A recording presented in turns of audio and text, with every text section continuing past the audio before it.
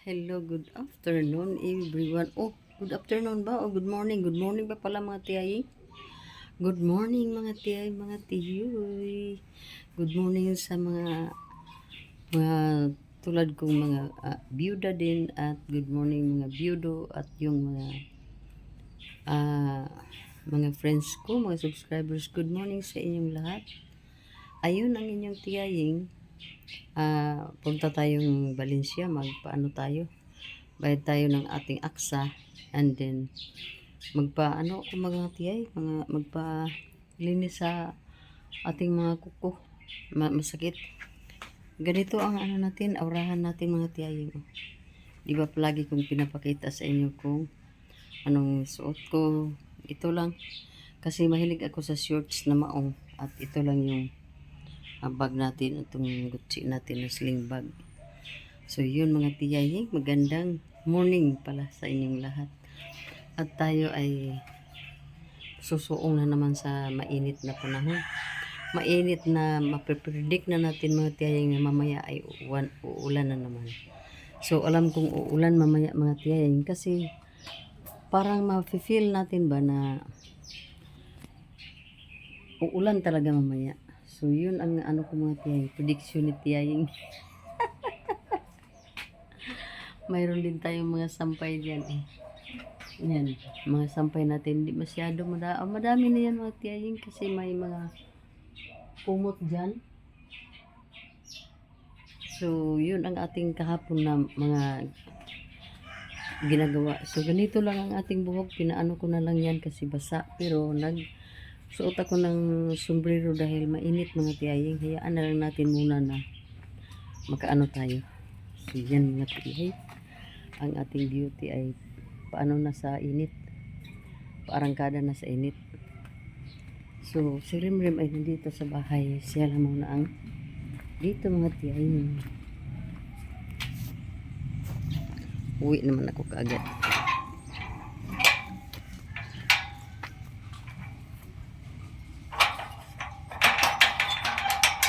So, alis tiyay, alis. Yan na.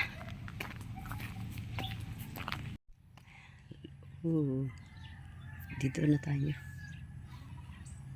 Sa terminal. Sa terminal.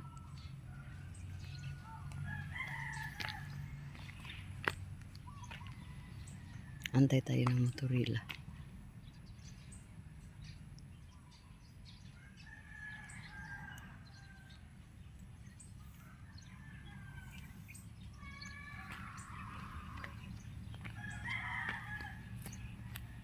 Ayan ang ating kalangitan. Oh.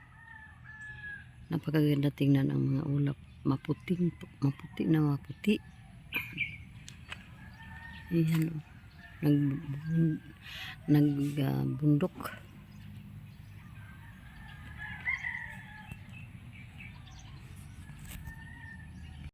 So, ang daming mga motorila. 1, 2, 3, 4, 5, 6. Mayroon dito isa. Sa likod ng sasakyan. Pero walang ni isa pang mag-ano. So, yun. Maganda ang ating ano. Mga punong kahoy. Green na green.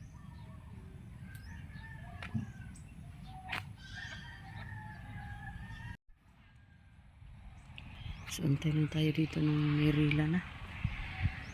Para kaalis na tayo.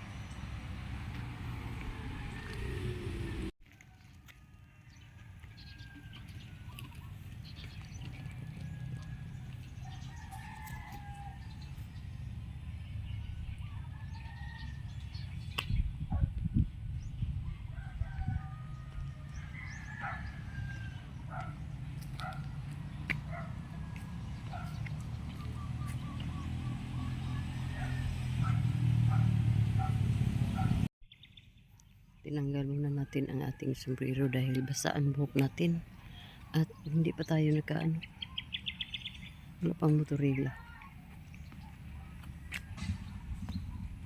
So antay lang tayo mga tiyay. Maganda ang ano halaman wala pa nga siyang mga kunti pa lang ang bulaklak. Ayan naman siguro.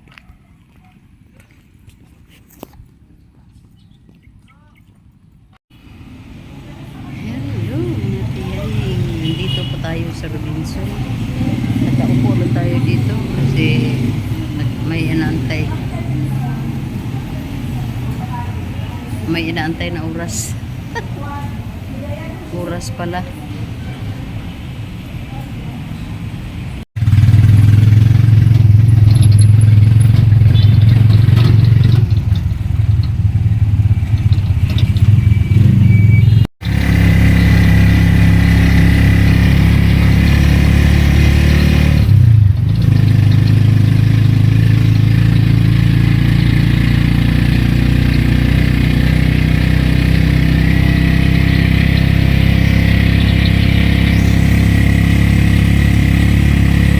Hello mga tiyay, magandang hapon. Magandang hapon sa inyong lahat.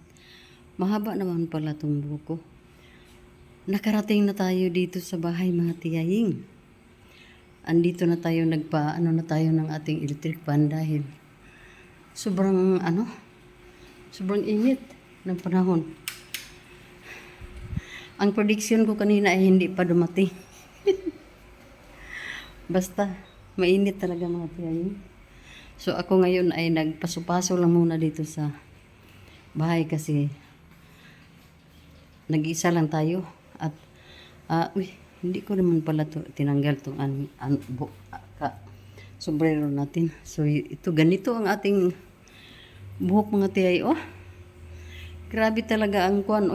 Oh, parang kumapal sa sobrang pagka-dry. So ganito ang mukha ng tiyaying ninyo at yun. May mga binili tayo na ipasok na natin sa ref. Kunti lang tong binili natin mga tiyay kasi si Ziki ay wala dito ng 1 linggo. So bumili tayo ng dalawang bihon. May tinapay tayong ganito kasi wala doon yung whole wheat, yung brown. Mayroon tayong ito, cheese whiz, at may eggs tayo, at may chicken. Yun lang ang binili ko mga tiyayi. So, dalawa lang naman kami ni Walter dito. Minsan si Walter hindi rin dito kakain pala. Pasensyahan nyo na ang aking Tagalog ha, kasi minsan tama, minsan naman hindi.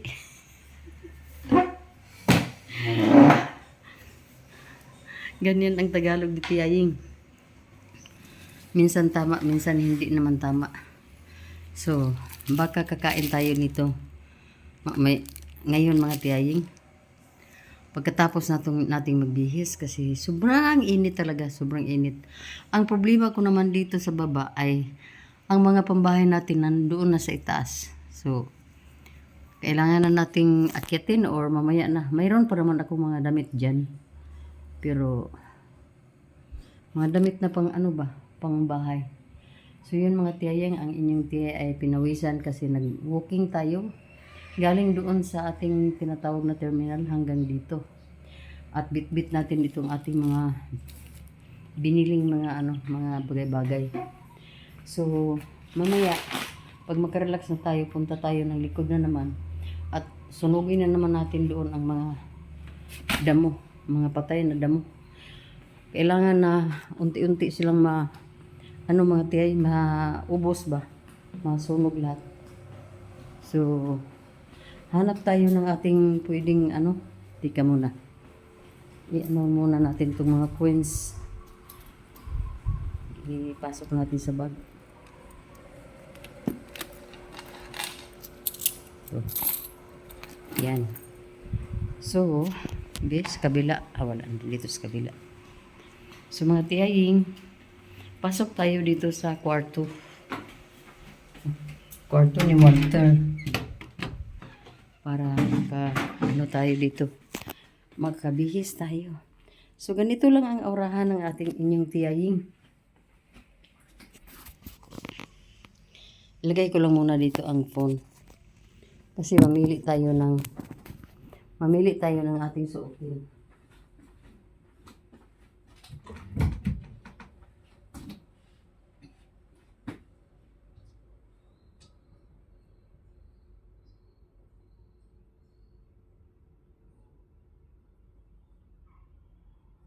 Maganda pa tayo dito. Yung medyo ano ba? Presko. Saan ba dito?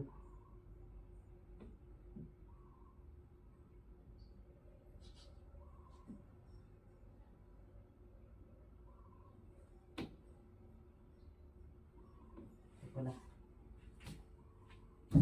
So, nakapili na tayo mga tiyaying. Oh. Tagilid tong ating phone pala.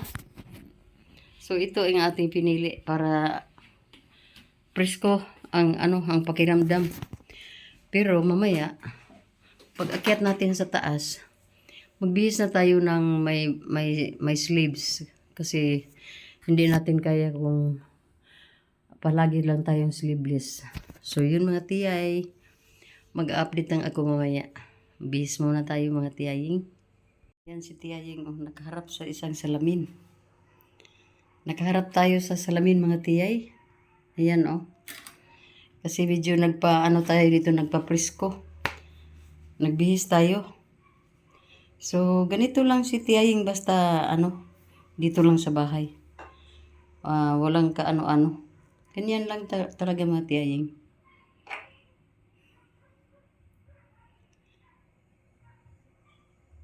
Mas gusto ko na dito mag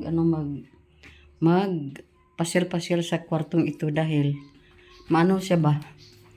Malaki. Malinis na. At dito naman ay malinis itong kwarto na ito.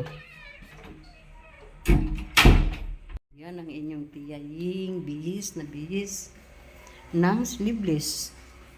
Sana hindi tayo mamaya. Hindi tayo kabagin. Hindi tayo kabagin mga tiyay kasi minsan pag naka-sleeveless tayong ganito, galing tayo sa lakad, basa pa yung natin. Papasok dito sa sikmura ang hangin. So yun ang dahilan. So ngayon mga tiyay, magkape tayo. Nagugutom ako mga tiyay, wala akong snacks doon sa sentro. Hindi ako nag-snacks kasi busy tayo sa ating manicure and pedicure. Ito, ganito. Ito, tapos na yung ating mga kamay ni tiyaying. Ayan mga tiyay. So, at yung sa paa din natin. Tapos din itong sa paa natin. Kasi ito ang grabe, ang sobrang sakit mga tiyay. Ito sa kamay, walang problema to, pero inano ko na rin. Kasi siguro nasa mga 6 years na or 5 years na hindi ako nagpa-manicure. Pedicure lang talaga ako mga tiyaying. So, first time na nagpahaba ng kuko sa kamay and then pinamanicure na natin. So, yun mga tiyay. So, ngayon mag-init tayo ng tubig. Ito muna ang ating sikasuhin ang kape natin mga tiyaying. Init ang tubig si tiyay. Ayan. Bakit mahina ang tan? Halaka. Mahina talaga ang tubig. Siguro sa likod, inano ni Rimrim, tinanggal. Tingnan muna natin. Baka doon. Puntahan muna natin ang likod. Yun mga tiyaying, tapos na tayo sa ating pagkapi at sa ating patinapay. Uy, bakit medyo madilim? Tapos na tayo. Mayroon tayong mga hugasin dito. Pero mamaya na yan mga tiyay. Kasi magwalis pa ako doon sa bakuran. Walis-walis tayo. Pag may time. Paano ko na lang dito ang ilaw Magpailaw tayo.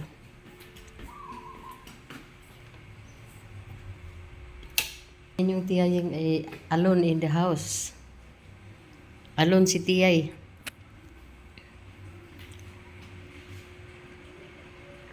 Ayan Grabe ang gara-gara ni tiyaying So, dagdagan muna natin ating paupo dito. Dagdagan muna natin ang upo. Kasi parang basa pa dito mga tiyay Magpaano muna tayo sa electric fan yan. Oh. Kasi basa pa dito banda. Katatapos lang natin sa ating pagkaping mainit. Ang problema lang dito kung hindi tayo makatulog mamaya. Yun ang problema. So, sana makatulog tayo mga tiyaying. So yun. Ganito lang ang ano ni tiyay. Busog na oh. Malaki na ang tiyan. Dahil baka mamaya ay hindi na tayo kakain ng dinner. Kasi parang nabusog na ako sa dalawang tinapay.